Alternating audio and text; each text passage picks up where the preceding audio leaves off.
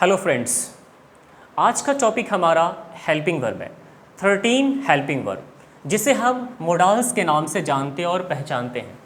इस helping verb का use कब करेंगे, कहाँ करेंगे, बस थोड़ी ही देर में देखने वाले हैं। सबसे पहले तो मैं आपको ये बताऊं कि ये 13 हेल्पिंग वर्ब जिसे हम मोडाल्स के नाम से जानते हैं, ये अपने आप में सिंगुलर भी है और अपने आप में प्लूरल भी है। ये पहली फंक्शन है इसकी, या कह सकते हैं ये पहली खासियत है इस वर्ड की, इस लिस्ट की।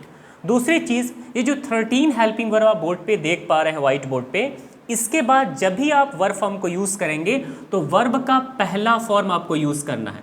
आई shall go, he will come, यानी वर्ब का पहला फॉर्म ही यूज़ होगा। ये दूसरी फंक्शन है।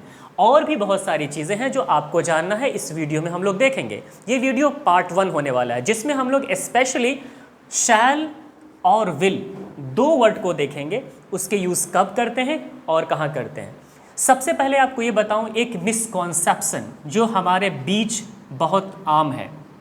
कुछ बच्चे कभी कभी हमसे सवाल कर बैठते हैं कि सर, स्पोकन इंग्लिश में शैल का यूज शायद ख़त्म हो गया है, पता नहीं कहाँ से पढ़ लिए हैं वो। लेकिन ऐसी कोई बात नहीं है। स्पोकन इंग्लिश के लिए अलग से इंग्लिश कोई सजाई नहीं गई है। इंग्लिश तो इंग्लिश ही है। बात जानने की कोशिश कीजिए कि वर्ड को कब और कहाँ यूज़ करते हैं। सबसे पहला पॉइंट ये है हमारा कि शैल का यूज़ कहाँ करते हैं। इसकी बेसिक जो कॉन्सेप्ट है, आई और वी के साथ करते हैं। आई और वी, जिसको पर्सन की अगर शक्ल में याद करने की कोशिश करेंगे, फर्स्ट पर्सन की, ये दोनों नंबर के साथ यूज़ करते हैं। आई और वी के साथ हम शैल का यूज़ करते हैं और सेकेंड पर्सन के साथ हम विल का यूज़ करते हैं। आखिर इस दो कॉन्सेप्ट्स का क्या मीनिंग होगा, पहले देखते हैं कि जब हम किसी वर्ड आई के साथ या वी के साथ शैल का यूज़ करेंगे तो उसकी मीनिंग क्या होगी। For example, I shall go home, मैं घर जाऊंगा। दूसरा सेंटेंस है वी शैल कम टुमारो, हम लोग कल आएंगे। मैंने दो सेंटेंस लिखा है।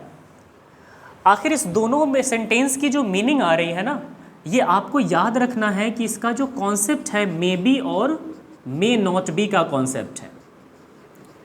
यानी ये पता ये चला कि आई शैल गो होम, मैं घर जाऊंगा, यानी घर आप जा भी सकते हैं और घर नहीं भी जा सकते हैं। सेंटेंस की ये सेंस निकल के आई।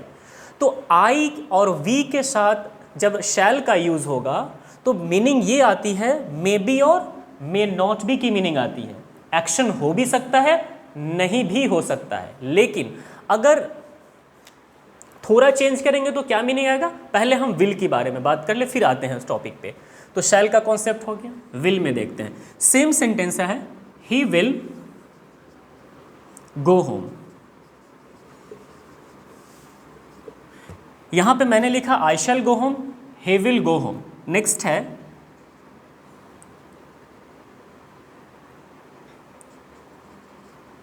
दे will come tomorrow, they will come tomorrow. यहां दो सेंटेंस हैं। यहां मैंने थर्ड पर्सन का दोनों एग्जाम्पल लिया, दोनों सब्जेक्ट, यहां पे फर्स्ट पर्सन का है। यानी अगर फर्स्ट पर्सन के दोनों नंबर और सेकंड पर्सन के दोनों नंबर के साथ अगर आप इस तरह से पैटर्न यूज़ करते हैं, विल का यूज़ सेकंड पर्सन और थर्ड पर्सन, फिर से मीनिंग आएगी मे बी और may not be, may be और मे नॉट बी। एक्शन हो भी सकता है और नहीं भी हो सकता है। यानी ही विल कम होम का मतलब है वो घर आएंगे या नहीं आएंगे, इसकी गारंटी तो नहीं है, बट सेंटेंस में कहा गया है कि वो घर आएंगे।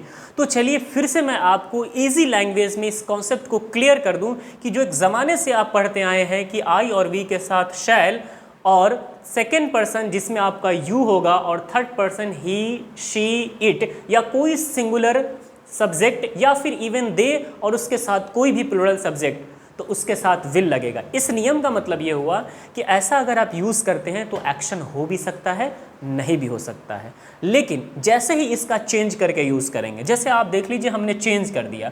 क्या चेंज करना है ज़रा देखिए। यहाँ पे मैंने लिखा कि विल का यूज सेकेंड और थर्ड पर्सन, तो हम विल के जगह पे अगर शैल यूज़ कर देते हैं। यानी जहाँ पे आपको पढ़ाया गया कि विल का यूज सेकंड के साथ करते हैं और थर्ड पर्सन के साथ करते हैं, अगर ठीक उसी जगह पर सेकंड पर्सन के साथ और थर्ड पर्सन के साथ अगर आप शैल यूज़ कर दिए तो इसका मीनिंग है कि डेफिनेटली काम होगा। इसका मीनिंग क्या है? काम डेफिनेटली होगा। जैसे आप इसको चेंज कर दीजिए, ही शैल गो होम। अब दोनों सेंटेंस में फ़र्क ये है कि इसकी मीनिंग हुई कि काम हो भी सकता है या नहीं भी हो सकता है, बट इसकी मीनिंग है कि 100% काम होगी। यानी ये मीनिंग दिया सर्टेनिटी की, निश्चित तौर पर वो काम होने वाली है। फिर उसी तरह से यहाँ कर सकते हैं, आई विल गो होम। यानी हमारा बेसिक और या कह सकते हैं फिर या जनरल नियम कह सकते हैं कि आई और वी के साथ शैल यूज़ होना चाहिए, लेकिन मैंने यहाँ पे आई के साथ विल कर दिया, यानी इसका ठीक अपोजिट किया। इसका मतलब एक्शन जो है 100% होने वाला है, यानी काम डेफिनेटली होगी। तो ये है फ़र्क। ये कहना गलत होगा कि आई और वी के साथ शैल यूज़ करते हैं तो सिर्फ रिटन इंग्लिश में करते हैं, स्पोकन में नहीं।